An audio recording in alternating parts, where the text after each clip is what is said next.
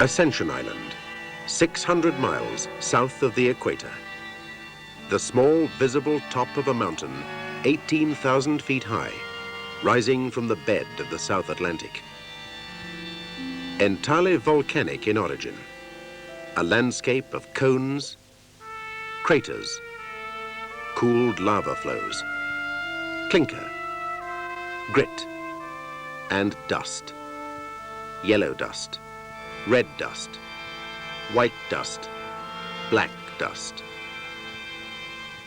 Bleak and bare.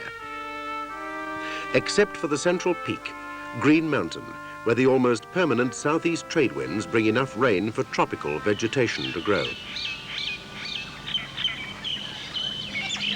The Portuguese discovered Ascension in 1501, but until the early 1800s, when the British took it over, no one, apart from the odd castaway, had even tried to live on it. And no wonder. There's hardly any original plant life, apart from scrub and cactus. Everything else that grows has been introduced from outside. There's no indigenous animal life, only the wild descendants of a few sheep, and donkeys brought over years ago, and some pigs, and a few cows on the farm which was started high on Green Mountain by the first arrivals, the Royal Navy. Among the more exotic creatures, there are some fearsome-looking land crabs. And there are the famous green turtles, regular visitors who swim vast distances across the Atlantic to mate and lay their eggs on Ascension's sandy beaches. For the rest, it's a hot, humid dot in the ocean, 700 miles from the nearest land, the island of St. Helena, of which it's a dependency. But just because it is where it is, the 20th century found a use for Ascension as a communications center. Cable and Wireless operates a station with a network of lines and radio links.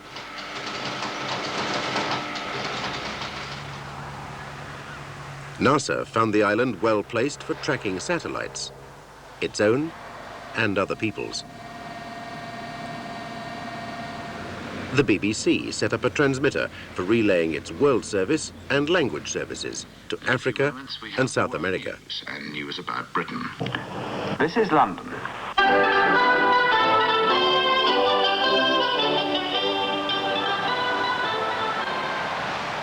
During the Second World War, when Ascension played a key role in the Battle of the Atlantic, the American forces built an airstrip, which was later enlarged, a development, as it turned out, of immense significance.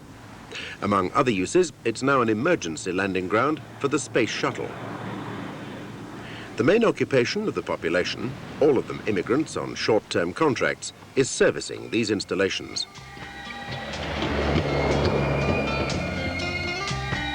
Georgetown is the administrative center and was named after King George IV. Some of the earliest buildings were put up in the time of William IV, who succeeded him. The elegant little St. Mary's Church dates from 1843. Rather more recent are such civic necessities as the police station and the fire station. Just along the road is the American base.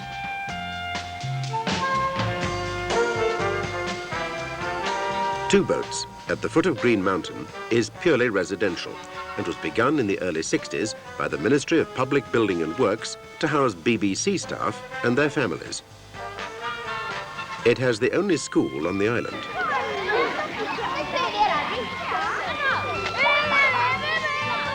Two Boats was once a resting place on the way up the mountain. So was One Boat. For many years, life for the island's few hundred inhabitants was peaceful. Ascension watched the skies and spoke to the world, but the world, for the most part, passed it by. Until April 1982, Argentina invaded the Falklands. The British sent a task force to recapture them, and the far South Atlantic became a battlefield.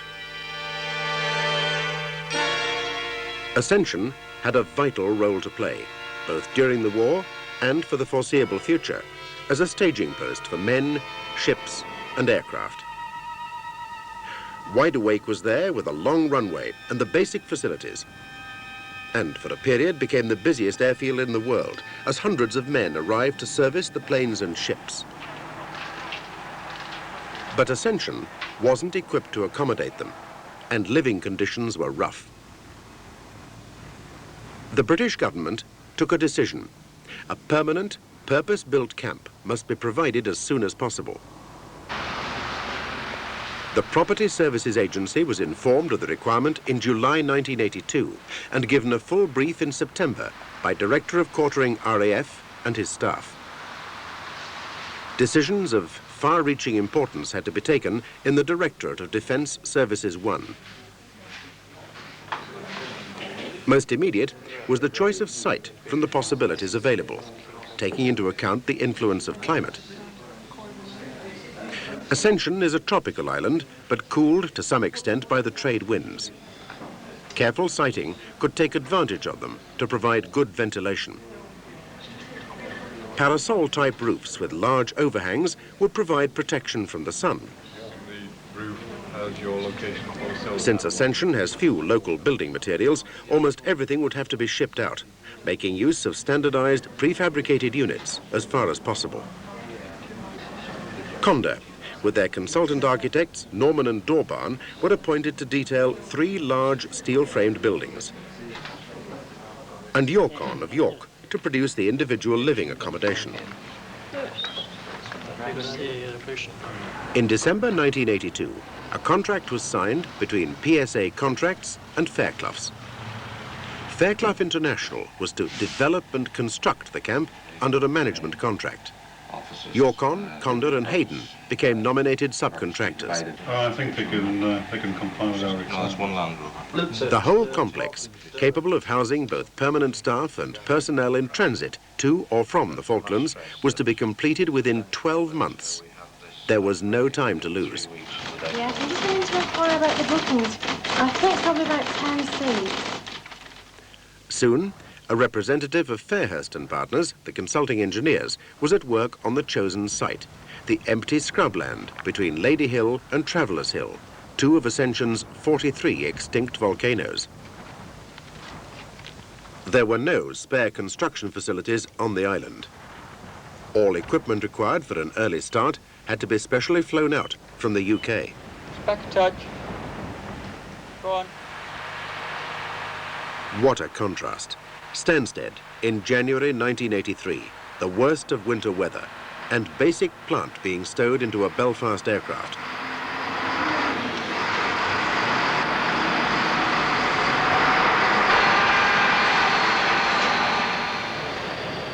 A few days later, the first construction staff were boarding a plane at RAF Bryce Norton in Oxfordshire for their long journey south. An 8-hour flight over the Atlantic, with a brief refueling stop at Dakar, but nothing much else to look at until, during the brief tropical twilight, a vague smudge on the horizon appears and hardens into the mountains and coastline of an island.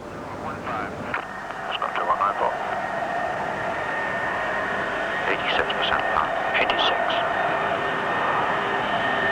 85%. 85. 84%. 84. Within minutes, you're touching down at Wide Awake Airfield. 80%. 80. Idle. Idle 5. Foreigners. Idle reverse to full reverse, please. But where are these latest arrivals to be housed, on an island where accommodation is already stretched to the limit? The management team used a chalet to set up a temporary site office. Other buildings became a dormitory for the workforce. Privacy was on the short side. Candid camera. Although there was usually room for a few basic essentials. Canteen facilities were shared with the RAF for 2 months. But as more and more workers arrived from Britain, and later from St. Helena, conditions became cramped. So the first priority was to build a camp for the contractors, who would then build a camp for the RAF. During this time, factories in Britain were hard at work turning out prefabricated building sections to the specifications laid down by the PSA.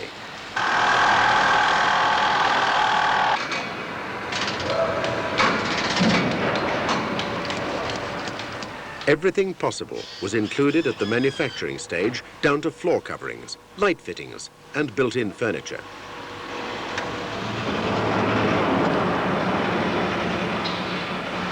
At Teesport on the northeast coast, the Inagua Pilot, one of 8 ships specially chartered for the job, began loading heavy plant, transport, timber, huts, machinery of every kind.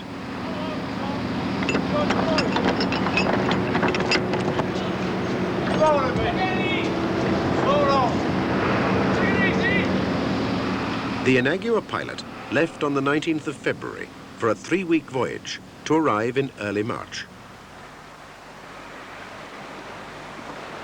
A major problem is that Ascension has no proper harbour, only a small jetty. Big ships unload their cargoes, even their passengers, by helicopter or onto lighters, which bring them alongside. That was how the specially recruited workers from St. Helena came ashore. But this was far too slow for landing large quantities of heavy equipment, so alternative arrangements had to be made. Ascension has some fine sandy beaches. Fine, that is, for turtles, who are a protected species and normally have a prior claim on them, but less inviting than they look because of fierce currents, undertows, and Atlantic rollers that can suddenly sweep in 40 feet high and wash away everything in sight.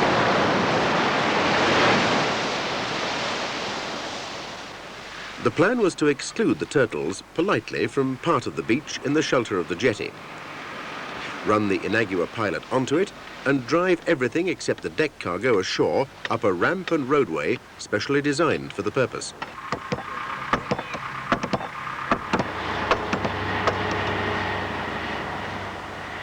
It promised to be one of the liveliest free spectacles the island had enjoyed for many years.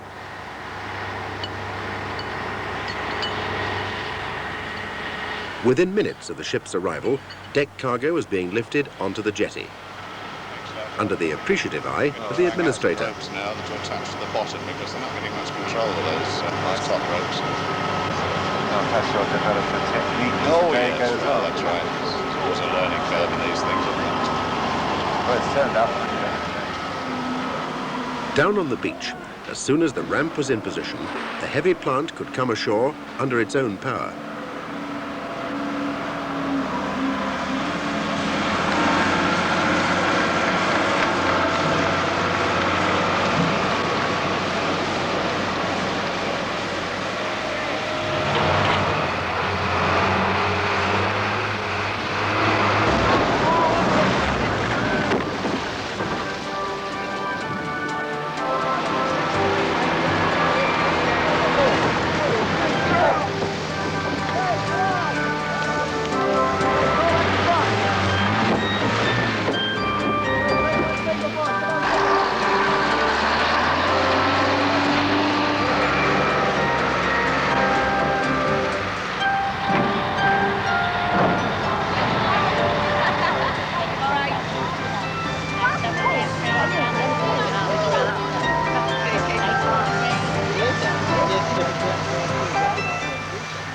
At about the same time, as part of the closely coordinated plan, a VC-10 was touching down at Wideawake with another contingent of workers. Good evening. Welcome to Ascension. I'm Jerry Hennigan, Fairclogh, welcome. Thank you very much. The drivers, who were to take over the vehicles being unloaded on the beach. Work went on without a break, far into the night. And not far away, undisturbed by all this sudden hectic activity, the turtles went about their age-old business of making provision for the next generation.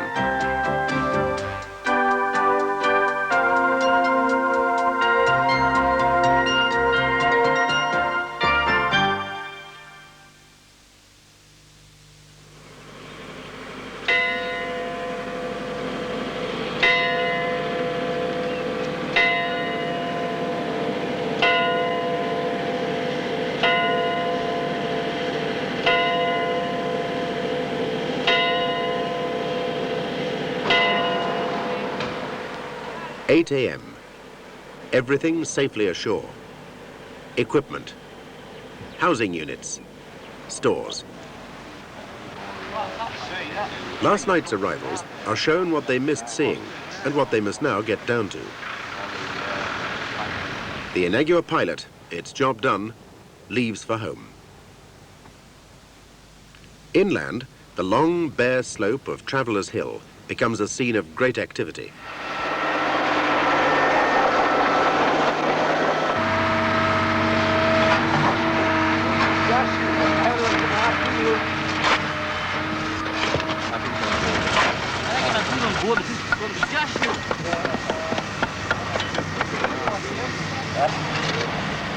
The construction camp rapidly took shape on the south side of the new mountain road. Within 1 month, the PSA representatives and the various contractors had an office block to work from. Electrical chambers and in the plant.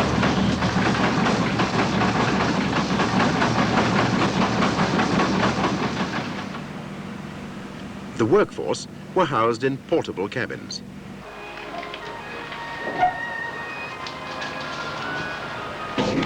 A canteen served 3 good meals a day. All the provisions, of course, had to be ordered months in advance and kept in refrigerated containers.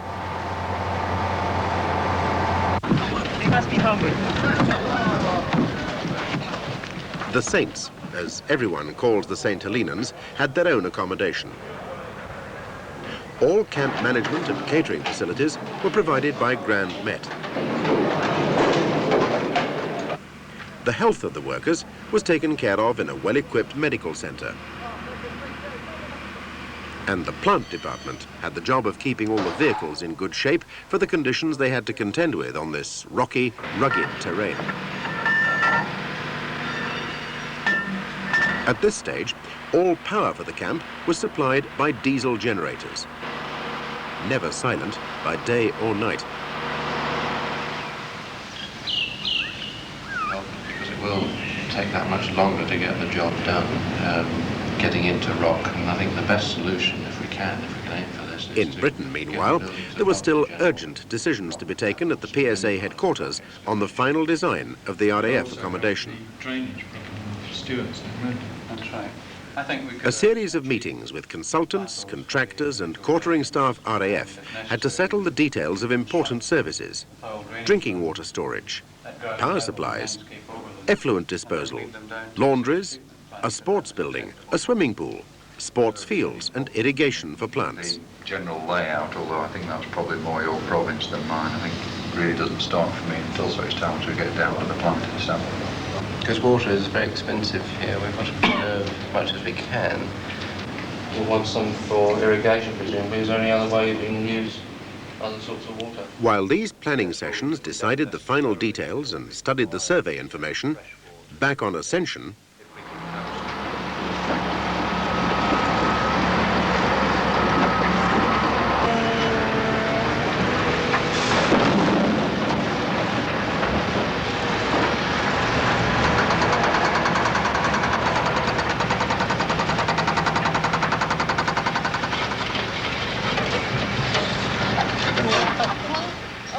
work on the RAF camp began in April. By July, it was taking shape. At Georgetown, the last consignment of prefabricated units shipped out from Teesport was being transferred to a lighter and lifted ashore.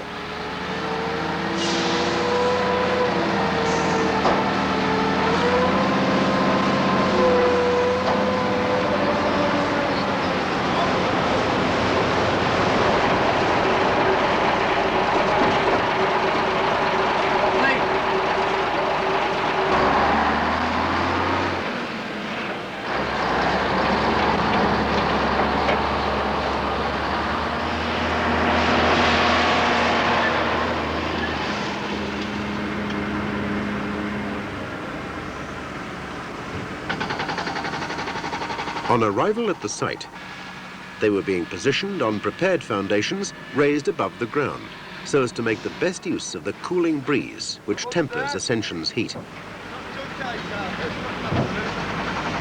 Down.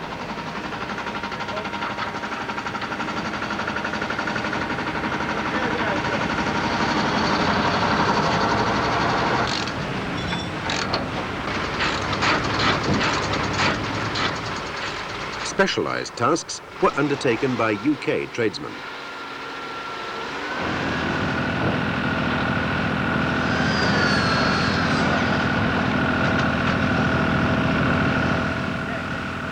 The batching plant was going full blast, producing concrete for foundations. Cement and coarse aggregate had to be shipped out from Britain.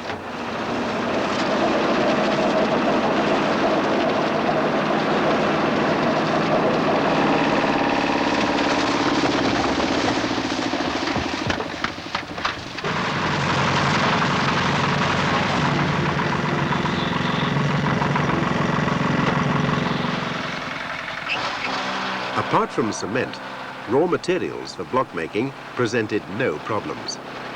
There was sand in plenty on the beaches and clinker in mountain pockets.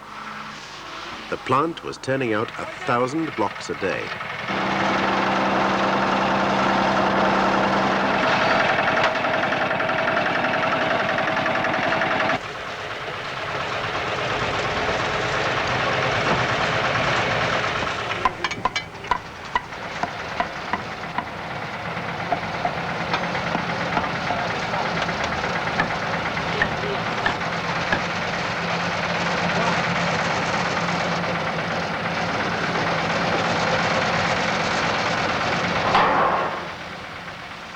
The steel frames for the 3 major buildings were erected in July.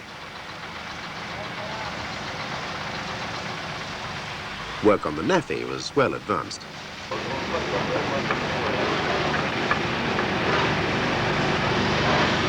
Okay.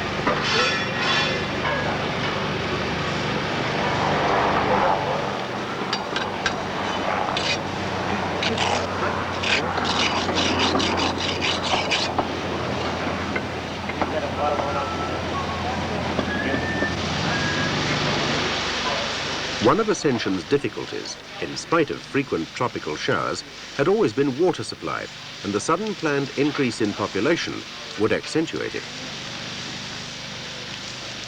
The answer is desalination, a byproduct of the BBC's electricity generating station at English Bay, another PSA project installed about 10 years before. 3 reverse osmosis plants were installed to provide 19,000 gallons a day. On a hillside above 2 boats, new tanks were being built to increase the island's storage capacity.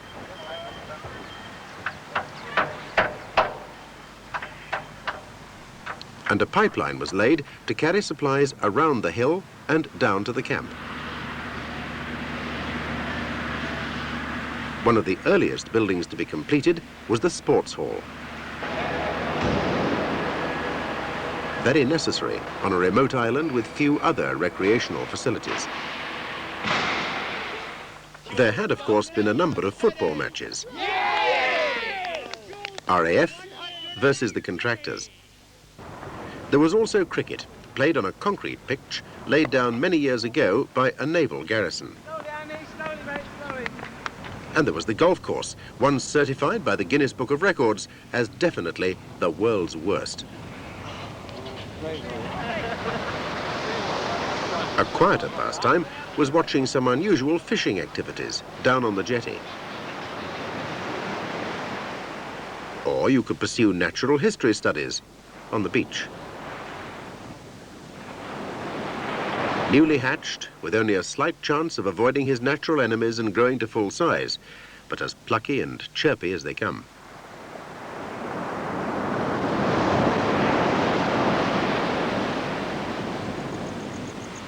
The most popular leisure centre, of course, virtually the only one after dark, was the bar.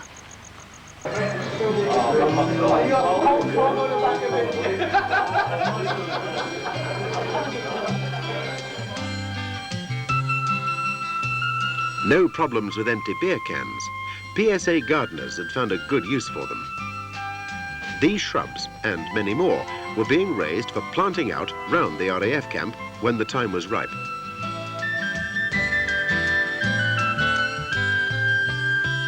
As the weeks went by, more and more sections of the camp were completed.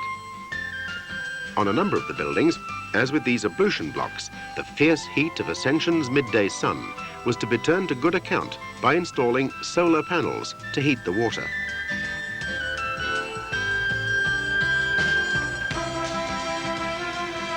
Another design feature allows for effluent from the camp to flow to a specially built sewage plant, to be purified and used for irrigation purposes, not only in the nursery, but also when the grounds were fully planted out. In the final stage, the water would be pumped back up the slope to a storage tank, at this time under construction. From here, it would be fed to hydrants at strategic points around the camp.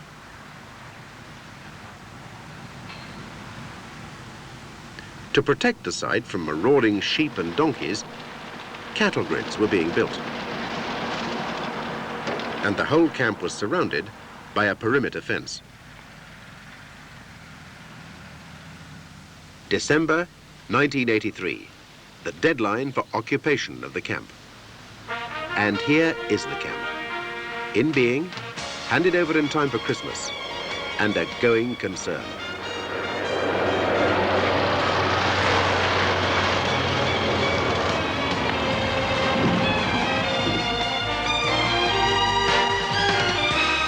Some work still to be done on roads and general tidying up. But a place to live in.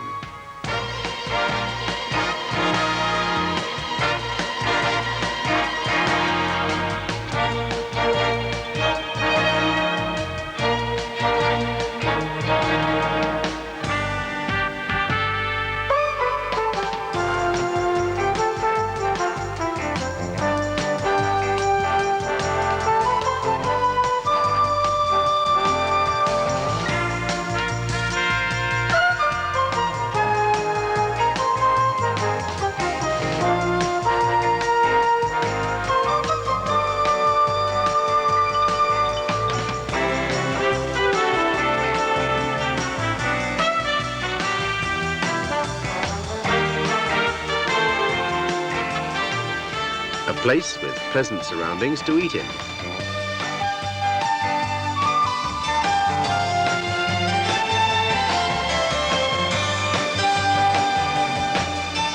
A place to relax in on a day off or after a long, hot, dusty stint on the airfield.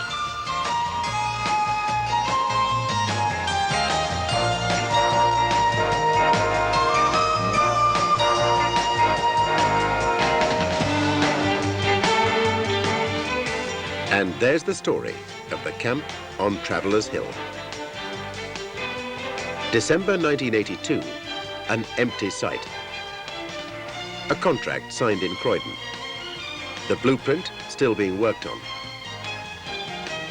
January 1983, the advance party arrives on Ascension. 6 weeks later, the main bulk of the plant arrives. July 83, the whole complex taking shape, according to plan and the tightest of schedules. December 83, 1 year to the day from the signing of the contract, the completed camp is handed over to the officer commanding RAF Ascension. A stiff challenge, an immediate response, a first-class achievement by all concerned.